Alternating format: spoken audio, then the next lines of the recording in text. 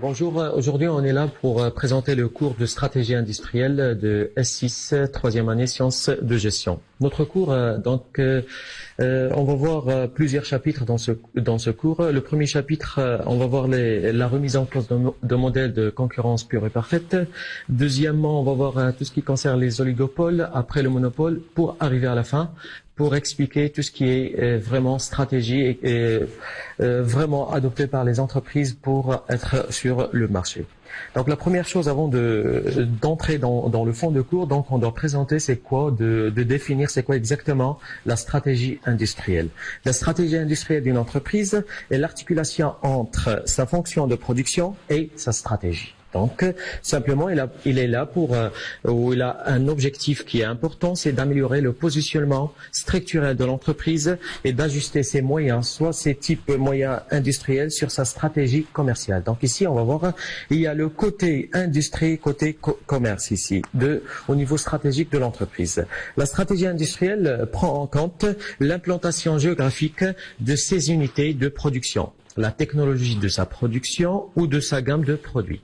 Donc on peut dire que la stratégie industrielle aussi est une préoccupation pour les grandes entreprises et aussi pour les petites et moyennes industries. La stratégie industrielle peut être aussi le fait d'une politique mise en œuvre par un État. Aussi en vue d'assurer une production compétitive et suffisante pour répondre aux besoins internes de sa population et externe. Donc ici, on peut dire que c'est pas la stratégie industrielle, c'est pas concernant que les entreprises privées, mais aussi concerne l'État aussi. À travers cette définition, on peut poser plusieurs questions dans la stratégie industrielle.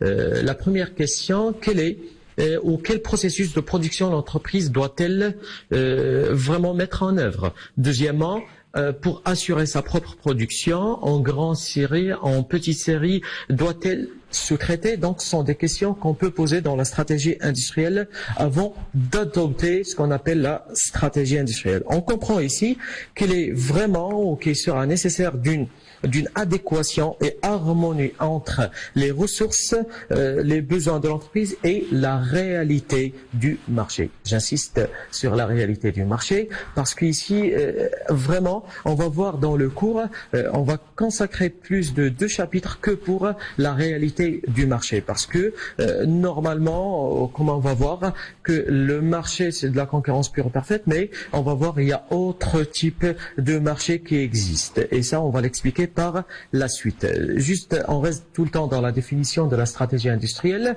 que dans l'encyclopédie canadienne, on a trouvé encore une autre définition qui est dans le même sens aussi. Et cette expression, ça veut dire la stratégie industrielle, désigne habituellement toute tentative d'un gouvernement, ici il insiste sur le gouvernement, de mettre en œuvre un ensemble cohérent et bien structuré de politiques, cette politique qui vise l'amélioration de la performance de l'économie. Ces politiques aussi visent le secteur manufacturier, mais ils peuvent aussi concerner la performance de nombreux autres secteurs, depuis la production des ressources naturelles jusqu'au service. Donc ça c'est la définition en général qu'on peut trouver dans tout ce qui concerne la stratégie industrielle, les définitions qu'on peut trouver partout, soit côté américain, soit côté français, soit côté canadien. Donc ici, on a vu qu'il y a dans ça, il y a 2 termes qui sont très importants. Le premier, c'est la stratégie. Le deuxième, c'est l'industrie. Et lorsqu'on dit la stratégie industrielle, comme on a expliqué, donc ici, c'est la réalité du marché. Donc, l'accompagnement de la production, des ressources naturelles jusqu'au service.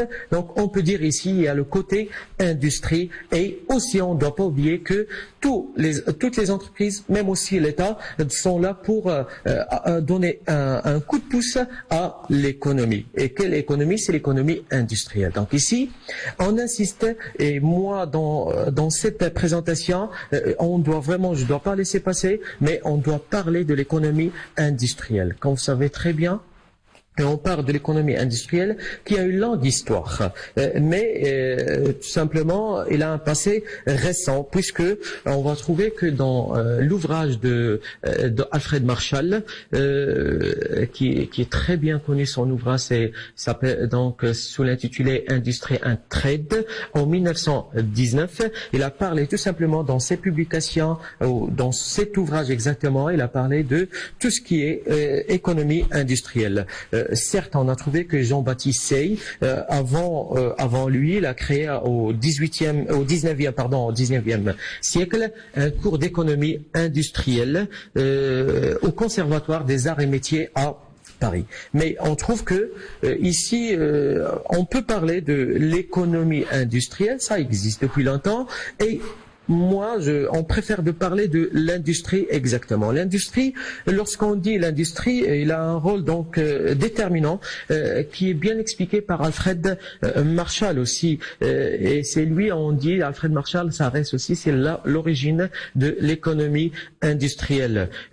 Tout simplement, maintenant, d'après tous ces auteurs, on peut dire que l'économie industrielle, c'est l'approche économique de l'industrie. Il y a l'économie avec l'industrie. Donc, et pour définir l'industrie à part, on trouve aussi, il y a dans plusieurs dictionnaires qui ont donné cette définition. Parmi ces dictionnaires de sciences économiques, par exemple, il a défini l'industrie, c'est comme l'ensemble des unités économiques de production qui, par l'usage des facteurs de production, bien sûr. Les facteurs de production, on sait très bien, il y a les deux types, soit le capital et le travail, qui transforment les biens réels en produits. Donc ça, c'est cette définition est dans le prolongement de celle de Jean-Baptiste Say aussi, qui a défini aussi l'industrie. Mais cette fois-ci, il a dit que l'industrie, c'est une activité humaine.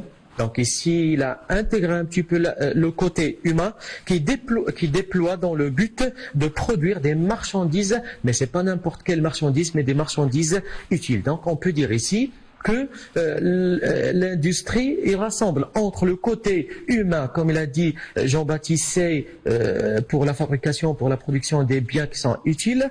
On ajoute à côté donc que vraiment on est là pour transformer les biens les facteurs de production en biens, en produits d'une façon générale. Donc on peut dire ici que tout simplement, on peut arriver à un point que l'économie industrielle, c'est toute activité au sens large, ayant un support matériel ou immatériel. Donc ça, c'est le débat qu'on a trouvé, et on peut dire aussi que vraiment, lorsqu'on parle de l'économie industrielle ici, c'est vraiment purement, on parle de l'économie, et surtout dans tout ce qui est dans le domaine microéconomique. Donc ici, c'est plus spécifiquement. On trouve que dans l'année 2000, la microéconomie, elle a défini l'économie industrielle, c'est comme le champ d'application de la nouvelle économie, qui se situe désormais dans le cadre de la concurrence imparfaite et les asymétries de l'information, avec pour conséquence la remise en cause du modèle walrasien. Comme on a dit, on va voir par la suite que Walras a déterminé l'équilibre général, c'est lui qui a déterminé l'équilibre général, mais à partir de quoi? À partir de la concurrence pure et parfaitement. On va voir que c'est pas le cas, et maintenant il y a d'autres choses avec le marché réel, avec les circonstances qu'on a. Donc c'est pas la concurrence pure et parfaite, mais autre chose, comme on a expliqué avant. Juste après, donc ça c'est en général, c'est ça l'économie industrielle. Donc c'est pour cette raison-là, notre objectif ici dans ce cours, c'est de déterminer premièrement l'économie industrielle pour arriver à la fin, quelles sont les stratégies qu'on doit adapter avec le marché. C'est pour cette raison-là, premièrement, donc il y a l'approche nouvelle des marchés concurrentiels, et puis donc l'émergence des nouveaux concepts, et enfin l'analyse des stratégies qui sont propres à chaque type de marché. Donc, dans ce premier chapitre, donc la remise en cause de la concurrence pure et parfaite. Mais avant tout, on doit donner une définition de la concurrence pure et parfaite. Un marché de concurrence pure et parfaite, autrement, alors l'appel c'est le CPP, donc c'est l'abréviation, c'est tout simple. Ce marché de concurrence pure et parfaite est Vraiment, on peut dire un marché de concurrence pure et parfaite on doit répondre à 5 conditions. Quelles sont ces 5 conditions? Normalement, il y a l'atomicité, il y a la transparence, la fluidité, l'homogénéité et la mobilité. Donc ici, dans un marché de concurrence pure parfaite, la condition principale, c'est de remplir ou de répondre à ces 5 conditions. On ne peut pas répondre à 4 et on laisse la 5e. Non, on doit répondre aux 5 conditions. Lorsqu'on parle de la première, et comme on a vu, ces conditions sont déjà bien étudiées en première année, mais on doit faire un petit rappel brièvement. C'est l'atomicité. Lorsqu'on dit l'atomicité, se caractérise par un grand nombre d'acheteurs, que sur un marché, ça n'existe pas un acheteur ou 2 acheteurs ou 3 ou un nombre limité, mais un nombre illimité. Deuxième condition, la transparence. Lorsqu'on parle de la transparence concernant l'information dont disposent les consommateurs, que tous les consommateurs, ils doivent avoir vraiment les informations. Donc, on est pareil pour toutes les informations qu'on peut avoir. Troisièmement, il y a la fluidité. Lorsqu'on parle de la fluidité, c'est la possibilité pour une entreprise, ici concerne l'entreprise, d'entrer ou de sortir d'un marché ou d'acquérir, donc ici, avant d'acquérir autre chose, mais on peut dire d'entrer et de sortir sans coût. Donc ça, c'est le plus important. C'est on peut entrer et sortir gratuitement sans payer des coûts. Quatrième condition, c'est l'homogénéité. L'homogénéité, il s'agit d'un produit qui sont uniques, ou les produits ils doivent être uniques ou similaires. C'est-à-dire que tous les produits qu'on trouve sur le marché, ils doivent être similaires, sont pareils, donc il n'y a pas de différence ou pas de différenciation entre les produits, normalement. Et cinquième condition, c'est la mobilité. La mobilité ici touche les facteurs de production, le travail, comme on a expliqué, le capital qui doit pouvoir se déplacer selon les besoins du marché. Donc, comme on peut l'imaginer, satisfaire ces 5 conditions, en même temps, et c'est ça, en même temps, c'est une chose quasi impossible. Impossible de satisfaire les 5 conditions en même temps. Donc, c'est pourquoi on dit que ce modèle n'existe pas. Il existe juste dans la théorie. C'est le modèle de la concurrence pure et parfaite. Mais ça existe d'autres types de marchés. C'est pour cette raison-là, dans la première moitié du 20e siècle, il y a l'économiste qui est très bien connu, Steckelberg, un économiste allemand, qui a proposé un tableau où tout simplement les vendeurs et les acheteurs sont classés selon leur nombre. Et comme ça, on peut déterminer le marché selon le nombre d'acheteurs et le nombre de vendeurs. Pour arriver à la fin, pour dire on n'a pas un seul type de marché, mais il y a 9 types de marchés. Donc,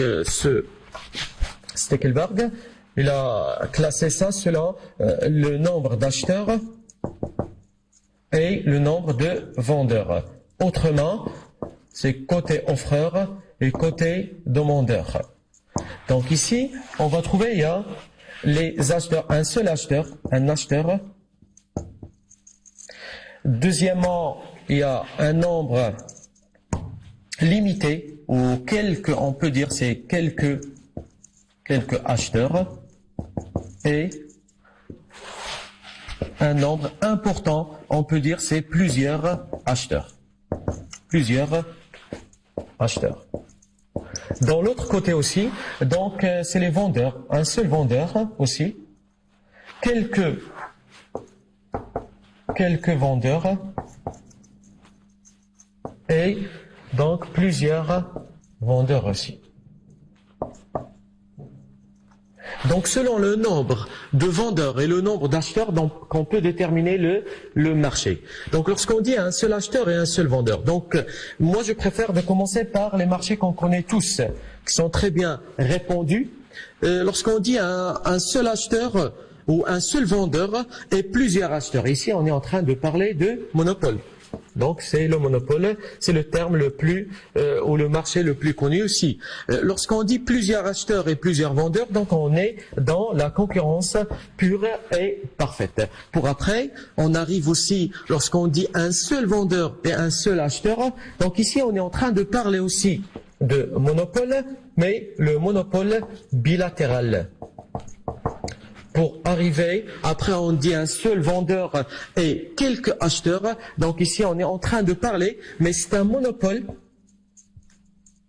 Mais autrement, on peut dire que ce n'est pas un monopole qui est réalisé à 100%, mais c'est un monopole qui est contrarié. Contrarié par quoi? Contrarié par le nombre qu'on a quelques acheteurs et on n'a pas un nombre important ou un nombre illimité d'acheteurs. Pour arriver après, donc lorsqu'on dit quelques vendeurs et un seul acheteur, donc ici, on est en train de parler de monopole, c'est vrai, parce que ici, côté acheteur, mais cette fois-ci, on l'appelle pas monopole parce que concernant une personne, c'est l'acheteur, on l'appelle monopsone. C'est monopsone. Lorsqu'on dit lorsqu'on a quelques vendeurs et quelques acheteurs, on est en train de parler de ce qu'on appelle oligopole. Mais oligopole de deux côtés. Oligopole bilatéral. Et ici encore, ce qu'on dit quelques vendeurs et vraiment plusieurs acheteurs, ici on parle, ce qu'on vraiment on va voir, on va étudier dans le deuxième chapitre, c'est oligopole. Oligopole. Donc ça c'est ça là vraiment c'est le marché réel qu'on va trouver sur le terrain. Donc c'est ça la réalité, que on va trouver quelques vendeurs et plusieurs acheteurs. Pour terminer le reste, lorsqu'on a plusieurs vendeurs et un seul acheteur, donc ici on est en train de donc ici j'ai ici, on est en train, lorsqu'on dit quelques vendeurs et un seul acheteur, donc on est en train de parler de monopsone, mais monopsone contrarié. Contrarié. Par contre, lorsqu'on dit plusieurs vendeurs et un seul acheteur, donc on parle tout simplement de monopsone. Juste après, lorsqu'on dit plusieurs vendeurs et quelques acheteurs, donc ici, on n'a que quelques acheteurs, mais plusieurs vendeurs, c'est un oligopole, mais oligopole du côté des acheteurs, du côté des personnes. C'est pour ça qu'on l'appelle, c'est oligopsone. Comme on peut le constater, la concurrence imparfaite devient la règle, et la concurrence pure et parfaite, c'est l'exception. Dans la pratique, concurrence imparfaite pourra se traduire par des situations très diverses, comme l'existence des monopoles. Et on va trouver aussi il y a de cartels oligopoles. Donc ici, dans l'extrême, la concurrence est totalement ici absente. Il n'y a pas de concurrence pure et parfaite, il y a l'absence totale. Donc c'est pour cette raison-là, on peut dire soit on va trouver, il y a des oligopoles, soit on va trouver quelquefois des monopoles, et on va voir pourquoi il y a le monopole. Donc c'est pour cette raison-là, on parle surtout, on trouvera des monopoles purs en général. Donc la réalité, le monopole existe aussi, mais il va prendre des formes. Pourquoi on n'a pas, et les caractéristiques les plus importantes qui laissent pas le marché de la concurrence pure et parfaite existe, c'est par exemple, il y a l'asymétrie de l'information, et ça c'est le plus important qu'on va trouver qui est bien répandu, et deuxièmement, c'est la non-homogénéité des produits. Qu'on va trouver que c'est pas les mêmes produits qui sont offerts sur le marché. L'économie industrielle va donc s'efforcer de s'approcher de l'économie réelle. Ce qui ne va pas réussir à faire à la microéconomie avec la concurrence pure et parfaite. Donc, juste après, on passe pour le premier point dans le premier chapitre, c'est la remise en cause du modèle de concurrence pure. Donc la remise en cause, elle n'a qu'une seule cause. C'est vraiment comme on a expliqué avant, on n'a pas de concurrence pure et parfaite s'il n'y a pas la réponse, ou autrement on ne satisfait pas les 5 conditions, la réalisation des 5 conditions. Donc ici on va dire que l'une des conditions, ça ne va pas réaliser, ce qui ne laisse pas la réalisation d'un marché de concurrence pure et parfaite. Donc on commence rapidement, autrement on explique pourquoi les 5 conditions se réalisent pas. Lorsqu'on dit l'atomicité ici est l'une des conditions qui reste vraiment rare à atteindre. Parce que ici, on trouve que les PME normalement, et les entreprises individuelles constituent l'essentiel du monde de l'entreprise. Ce qui n'est pas le cas dans un marché mondialisé où cohabitent juste les monopoles ou les oligopoles. De fait, le libéralisme et la déréglementation ont eu raison de la concurrence pure et parfaite. Donc, lorsqu'on passe à la réalité surtout maintenant au XXe siècle, c'est la concentration. On trouve il y a juste la concentration et la fusion, ce qui laisse que pour entrer dans un marché, donc on n'a pas le droit, surtout qu'on est des PME, comme on a expliqué, ou des entrepreneurs individuels. Mais le cas qu'on trouve, c'est la plupart, c'est soit comme on a dit des oligopoles où la tentative sera grande pour un certain nombre d'entre eux. Juste pour la transparence aussi, pourquoi il n'y a pas la transparence? Ici, c'est vraiment pour accéder à toutes les informations, c'est pas évident. Parce que et ça normalement, pourquoi c'est pas évident? Parce qu'on a dit avant pour accéder à l'information, mais sans coût. Ça veut dire gratuitement, mais c'est pas le cas. Pour avoir ou purement avoir une information qui est utile et qui a de la valeur, donc on n'a pas ça. Donc il reste que pour accéder à l'information, on doit payer et on doit vraiment, c'est pas gratuitement. Troisième, c'est pourquoi la fluidité des marchés est une condition normalement nécessaire du modèle de concurrence pure et parfaite. Ça veut dire il permet à de nouveaux producteurs de bénéficier et de la profitabilité du secteur ou de la filière, comme aussi à ceux existants déjà sur le marché de sortir de la filière. Mais cette fluidité aujourd'hui, donc on trouve que c'est pas réalisé par la recherche d'économie d'échelle. J'insiste ici sur l'économie d'échelle, que les entreprises, comme vous savez tous, on est là pour deux raisons. C'est la maximisation du profit et de minimiser les coûts. Donc ici, on essaye d'y aller vers chercher la matière première, d'acheter une grande quantité et de produire une grande quantité pour minimiser les coûts. Ce qui laisse que cette fluidité, elle est vraiment pas réalisée. Quatrièmement, l'homogénéité des produits. L'homogénéité des produits n'est plus aujourd'hui parce que ici on dit normalement sur un marché qu'on a les mêmes produits.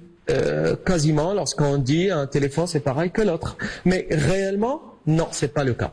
Réellement, on trouve que on a ce qu'on appelle l'hétérogénéité.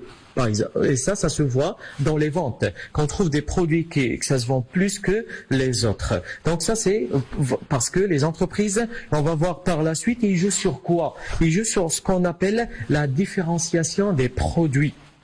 Et la règle maintenant. La règle, c'est différencier les produits pour vendre et pour avoir plus de parts de marché. Cinquième condition qu'on doit avoir normalement, pourquoi il a remis en cause, c'est la mobilité des facteurs. Et ici, on trouve est souvent contradictoire. La mobilité du capital technique, elle est souvent rendue difficile par les coûts qu'elle génère. Comme on a expliqué, l'entreprise, elle essaie de minimiser les coûts et comme ça par la mobilité des facteurs de production, il laisse que les facteurs, donc ici on va vraiment, au lieu de minimiser, de maximiser les coûts, ce qui laisse que la mobilité des facteurs de production ne se réalise pas. Donc en conséquence, la réalité industrielle aujourd'hui c'est quoi?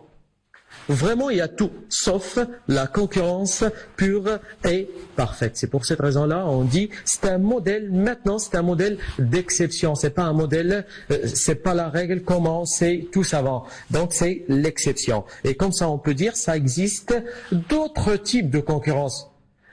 Lesquels il y a deux. Il y a la concurrence monopolistique et la concurrence imparfaite, au lieu de la concurrence pure et parfaite. Parce que ici, on a vu, c'est à cause de quoi? À cause de, on n'a pas rempli les conditions. En même temps, surtout, vraiment, j'insiste sur qu'on doit répondre aux mêmes conditions, aux 5 conditions en même temps. C'est ça le point le plus important. Juste après, maintenant, on a les deux types. C'est la concurrence imparfaite et la concurrence monopolistique. En 1933, tout simplement, il y a deux économistes, deux auteurs, qui s'appellent, le premier qui s'appelle Robinson, et le deuxième, il s'appelle Chamberlain. Le premier, c'est une auteure anglaise et le deuxième, c'est un économiste américain. Les deux publient deux ouvrages qui restent des références dans ce sujet, ça veut dire de la concurrence imparfaite et la concurrence monopolistique. qui ont parlé, qui ont dit vraiment, il n'y a pas de la concurrence pure et parfaite, mais il y a d'autres types. On commence par le premier auteur, premier économiste Robinson. Il a remis en cause la théorie de l'équilibre. Elle est basée sur ça. La théorie de l'équilibre de Léon Walras. Il a constaté que les hypothèses sur lesquelles il repose, et plus particulièrement lui, il repose sur la concurrence pure et parfaite. Ici, il y a pas. Donc, il n'est pas parti de même référence. Mais il a dit que, à la différence de lui, de Léon Walras, son analyse part de l'autre extrême. C'est pas de la concurrence pure et parfaite, mais du monopole. Et ici, on dit que pour faire la structure référente et pour contester surtout l'idée selon laquelle le monopole n'est qu'un extrême, une exception de la concurrence pure et parfaite. Cette démarche l'a conduit à faire de la concurrence. Quel type de concurrence? Elle, c'est la concurrence imparfaite. Robinson, donc, c'est la concurrence imparfaite. C'est une structure de marché où les entreprises sont bien tout simplement en concurrence sans que soient autant vérifiées toutes les hypothèses de la concurrence pure et parfaite. Ici, on va voir qu'il y a des conditions de la concurrence pure et parfaite sont vérifiées et il y a quelques-unes non pas vérifiées. Pour l'autre économiste Chamberlain, lui, il a parlé de la concurrence, mais cette fois-ci monopolistique. Mais il est basé sur quoi? Vraiment, il a commencé par ce qu'on appelle l'homogénéité du produit. Il n'y a pas d'homogénéité du produit. Donc, lorsqu'on dit la concurrence monopolistique, il y a côté concurrence, il y a côté encore, il y a côté